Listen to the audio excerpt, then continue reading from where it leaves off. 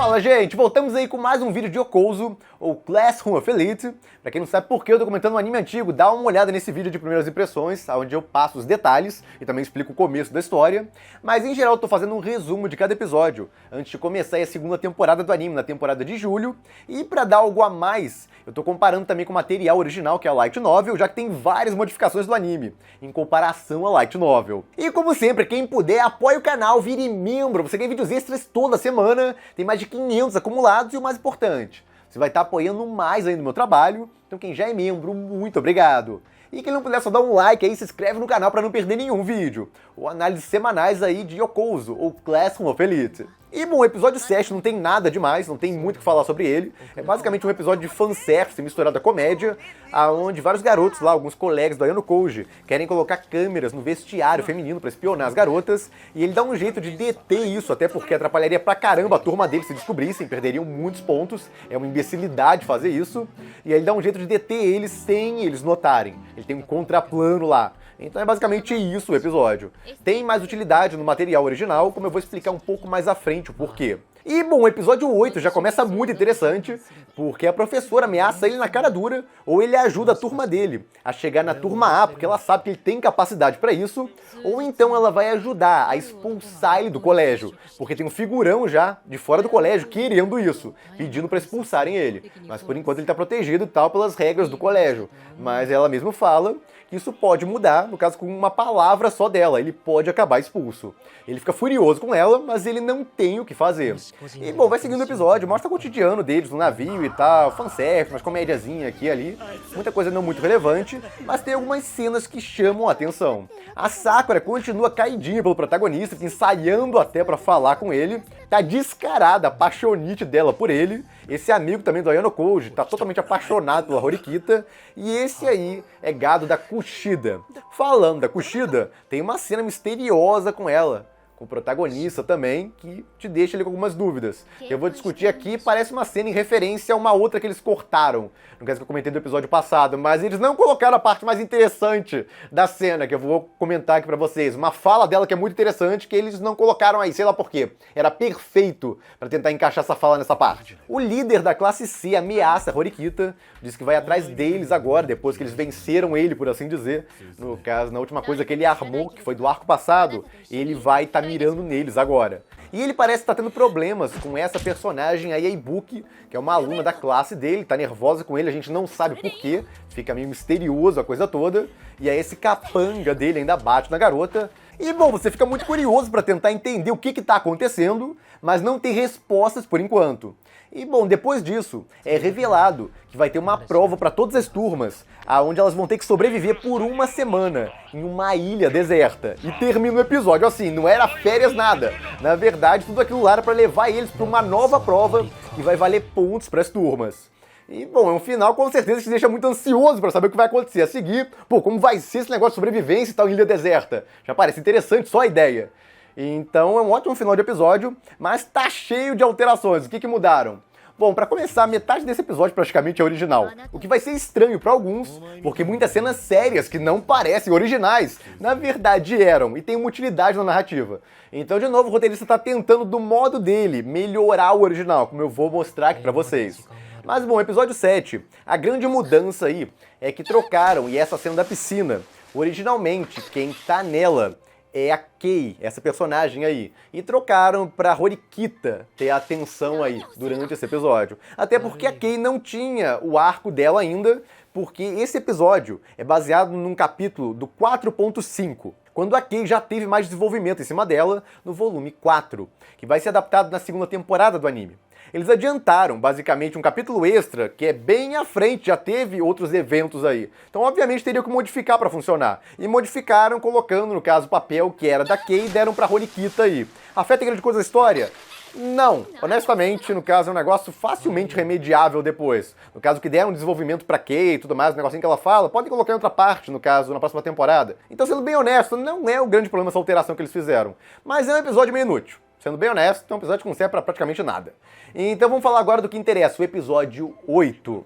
E esse episódio começa com uma cena que não existe no volume 3 do material original, ou mais precisamente a cena é diferente. Ela se passa no colégio e ela fala exatamente isso que ela falou aí pra ele. Só que tem uns extras também. Ela, por exemplo, conta a história dela pra ele, que ela já foi uma aluna dessa escola, ela era inclusive da turma D, mas naquela época as turmas eram muito próximas, o sistema de pontos não tinha essa diferença tão abismal entre, no caso, a qualidade dos alunos entre as turmas. Inclusive a diferença entre a turma D e a turma A era menos de 100 pontos, já perto deles se formarem. Então era um negócio muito próximo. E pelo que ela dá a entender, eles só não alcançaram a turma A porque ela cometeu um erro, que jogou a turma dela no inferno, pelo menos é assim que ela descreve. Então essa parte é bem importante, na minha opinião, pelo menos, e eles cortaram essa parte da história dela, só colocaram a ameaça dela, que no caso, se ele não ajudar a turma dele a chegar na turma A, ela vai pegar e ajudar a expulsarem ele do colégio, como um cara de fora tá querendo. Só que com base na história dela, você entende que na verdade ela só quer realizar o sonho dela, de, no caso, uma turma D conseguir chegar na turma A através do Ayano Koji, porque ela viu que ele tinha muita capacidade, ela pensou até que ele ia liderar a turma D, mas isso não aconteceu. Então ela resolveu dar um incentivo para ele, ou mais precisamente ameaçar ele, para conseguir o que ela quer. Mas aparentemente ela tem vários arrependimentos aí, no caso, quando ela foi da turma D, das decisões que ela tomou. Por isso que essa parte que ela fala aí, que no caso já é uma pessoa cheia de arrependimentos, é referência a isso. Mas no caso, como o anime cortou toda a história dela sendo contada ali, você não entende direito essa parte, quando ela fala isso, fica só misterioso. E bom, essa parte aí do teatro e tal, da história do Ícaro e tudo mais, isso aí ela pensa no começo, no primeiro capítulo, que é bem curtinho, mostra os pensamentos dela. E ela compara o Ayano Koji ao Ícaro, embora ele não tenha ganância de tentar voar até o sol. Então eles botaram ali de referência o teatro na frente e tal, em referência aos pensamentos dela no começo da novel. Mas essa parte no teatro mesmo não existe. Essa parte em que ela ameaça ele é feita no colégio mesmo, antes deles irem para essas férias. É basicamente um flashback que o protagonista lembra, lá pelo meio da novel. Então misturaram esse flashback com os pensamentos da professora no comecinho da novel, e aí criaram essa cena. Então essa ameaça seria feita de qualquer forma, eles colocarem no começo desse arco, ou no meio, tanto faz, já que seria colocado em forma de flashback. Fica até melhor encaixado, na minha opinião, colocarem de forma cronológica ali no comecinho. Então isso aí é uma alteração bem significativa, mas não é um problema. O único problema é terem cortado ela explicando a história dela, que ela já foi uma aluna e tudo mais, da turma D, etc. E, bom, eles continuam resumindo muita coisa. Essa parte, por exemplo, desse personagem, o Sudo louco, no caso, pra falar o primeiro nome da Horikita. Porque o outro lá dá ideia, porque ele quer falar o primeiro nome da Kushida também, pra se sentir mais íntimo dela. No caso, o Ikki.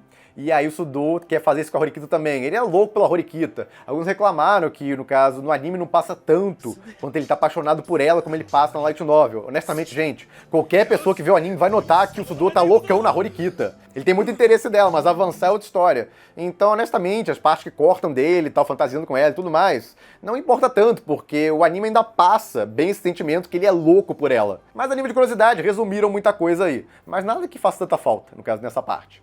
E, bom, vai seguindo aí, essa cena da massagem é original, não existe, no caso na light novel, é basicamente um grande fanservice, mas ao mesmo tempo tentam passar que o Ayano Koji tá chamando a atenção, quer dizer, eles têm que ficar de olho nele e tudo mais, beleza, gera uma tensãozinha ao lado de um fanservice.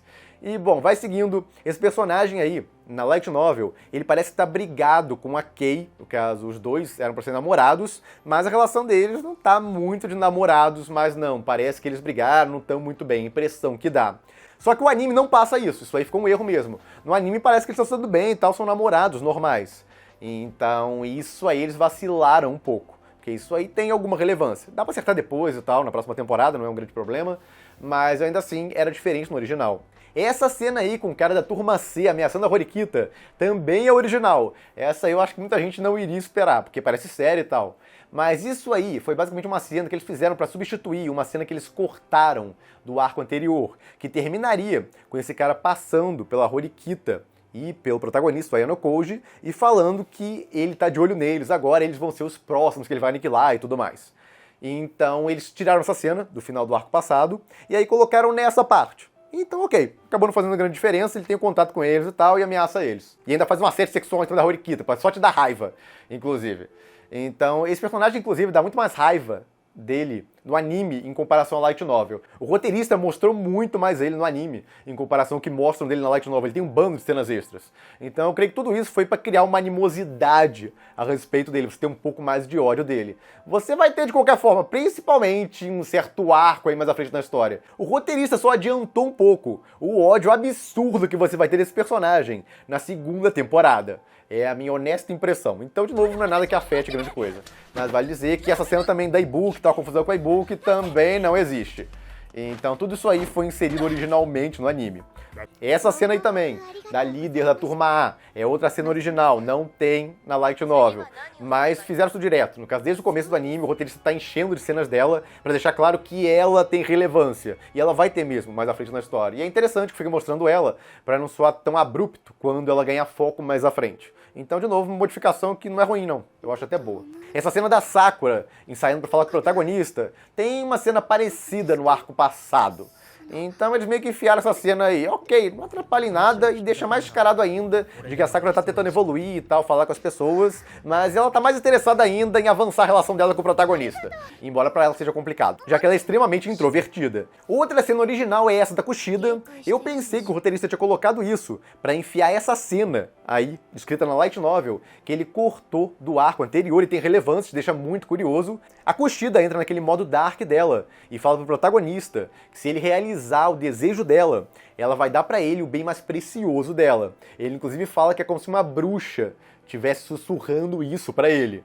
Então é bem interessante essa cena, você quer saber qual vai ser esse pedido e tal, mas ela não fez o pedido ainda. Ela só, no caso, fez um pré-pedido lá preparando ele pra alguma coisa que ela vai pedir pra ele no futuro. Então eu pensei que o roteirista iria colocar essa cena aí, ela até vai pras costas dele e tal, e entra de novo naquele modo meio dark dela, mas não. Ela acaba falando um negócio que não tem nada demais. Até fala um negocinho lá que fica um pouquinho suspeito, ela querer falar alguma coisa a mais, mas é isso. No caso, fica por isso mesmo. Honestamente, eu achei um desperdício, era só colocar aquela cena que ele pulou aí, ficaria muito interessante, pessoal curioso pra caramba. Mas não, vai entender. E bom, tem esse pensamento do protagonista aí pra variar. Sim, todo volume tem um pensamento dele, até agora pelo menos, sendo meio gado da Kushida. Nesse aí ele tá lá olhando pra ela, tá dizendo que ela parece radiante e tudo mais, e que mesmo que ele não quisesse, o coração dele tá batendo forte. Então, nossa senhora, ele parece muito gado da Kushida, é impressionante na light novel, pelo menos nesses primeiros volumes. Mas a nível de curiosidade, se seguissem a light novel à risca, teria só aquele comecinho aí do episódio 8, no caso, a partir do momento que eles estão no barco, e logo depois já falam naquele teste lá pra ilha, e eles terminariam o episódio já na ilha. Se eles, no caso, seguissem mais à risca o material original, eles enrolaram nessa parte do navio para conseguir terminar o episódio. No caso, com eles falando aí do teste na ilha. Então, é uma modificação interessante até, porque é um bom ponto para finalizar, você fica muito curioso o que vai acontecer a seguir. Então, de novo, o roteirista acertou algumas coisas e outras ele errou. O episódio 7 eu não vou nem comentar, porque é basicamente um episódio inútil de fanservice, não tem grande utilidade à narrativa. Mas algumas pessoas gostam, então beleza, não vou discutir muito aqui. O ponto é que o episódio 8, que já volta a ficar sério, ele acertou algumas modificações e errou em outras. Mas o que ele errou não é nada crítico que não dê pra consertar no futuro, e os acertos dele são legais. No caso, algumas cenas lá geram uma tensão maior do que geraria, no caso, seguisse light novel à risca, e ao mesmo tempo ele terminou num ponto muito bom. Você fica bem curioso como exatamente vai ser o teste nessa ilha. E bom, gente, é isso. Por aqui, se gostaram do vídeo, deem o like, compartilhem, se inscrevam no canal que não se inscreveu ainda, apoie o canal quem puder, vire membro, e eu vejo vocês no próximo vídeo.